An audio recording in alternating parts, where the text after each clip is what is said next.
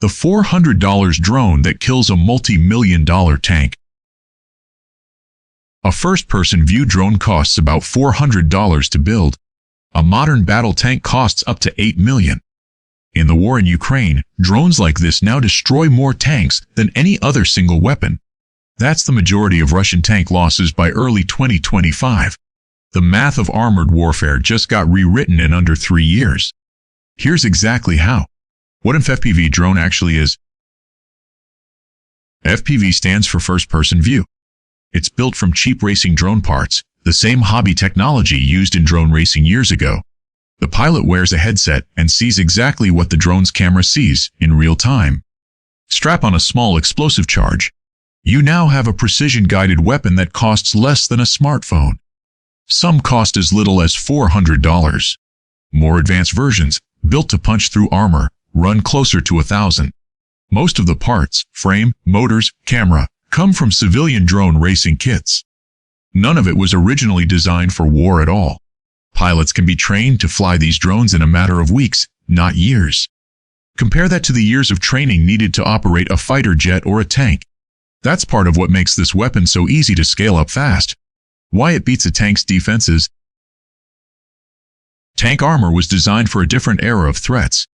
Shells and missiles arriving from the front or the sides. The top of a tank has always been its thinnest armor. For most of history, nothing attacked from directly above. An FPV drone flies straight up and dives down onto that exact weak point. Pilots often disable a tank first, aiming for the tracks to stop it from moving.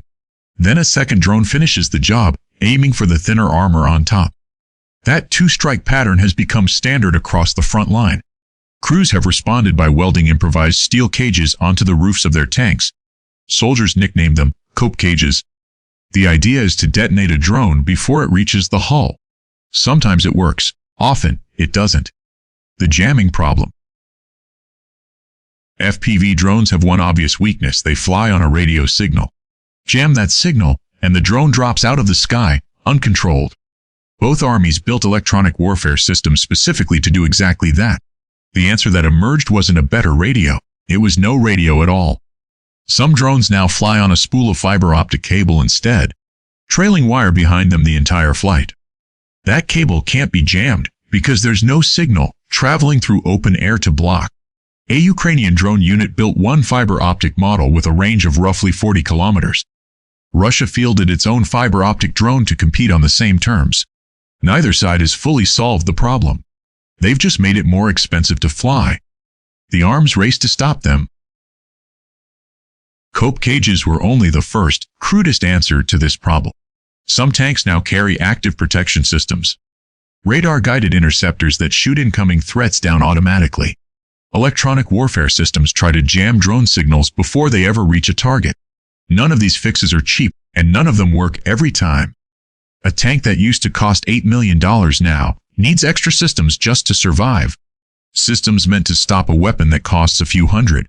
So far, drones are winning that race, but the gap is closing every few months. Both sides know it. Neither side has stopped building. The production war. This isn't just a story about one clever weapon. It's a story about factories. By late 2025, Ukraine was producing an estimated 50,000 or more of these drones every month. That number kept climbing. By the final quarter of 2025, monthly output had passed 150,000. Ukraine's defense industry now has the annual capacity to build over 8 million of these drones. That's more than 8 million a year. Much of this isn't happening in giant government factories. Small workshops, garages, and volunteer groups build a large share of these drones by hand. A war fought partly out of someone's garage was not on anyone's doctrine a decade ago. Russia scaled its own production to over 50,000 a month around the same time. This is the same logic that decided the world wars. The side that can outproduce the other keeps fighting longer. The only difference is the unit being mass-produced now. It costs less than a used car instead of a battleship. The numbers. By early 2025, FPV drones accounted for roughly 65% of all Russian tank losses in the war. For Russia's most modern tank, the T-90 that number is even starker. Roughly half of all T-90 losses came from a final FPV drone strike. Some analysts calculate the cost-exchange ratio at over 100 to 1, drone to tank. By 2026, military analysts consider them the single largest category of armored vehicle kills on both sides combined. A weapon system that barely existed in military doctrine a few years ago is now the primary way tanks actually die on this battlefield. The Javelin comparison. Before FPV drones, the best anti-tank weapon in Ukraine was the Javelin missile. A single Javelin costs somewhere between $80,000 and nearly $200,000. Its maximum range is under 3 miles, and the operator needs a clear line of sight. An FPV drone costing $500 can hit a tank from over 10 miles away. It doesn't need a straight line to the target. It can fly around a hill to get there instead. Even accounting for drones that miss or get shot down, the math still favors the drone. 4 drones at $400 each is still cheaper than 1 missile, even if 3 of those 4 drones fail completely. Not just tanks. Tanks aren't the only expensive target falling to cheap drones.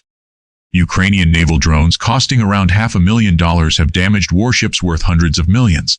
The same math that's rewriting land warfare is rewriting naval warfare too.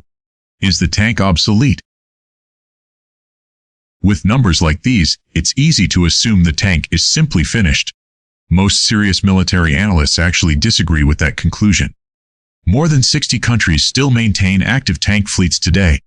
Global spending on new tanks passed $28 billion in 2024 alone. The problem in Ukraine was rarely the tank itself. It was how tanks were used.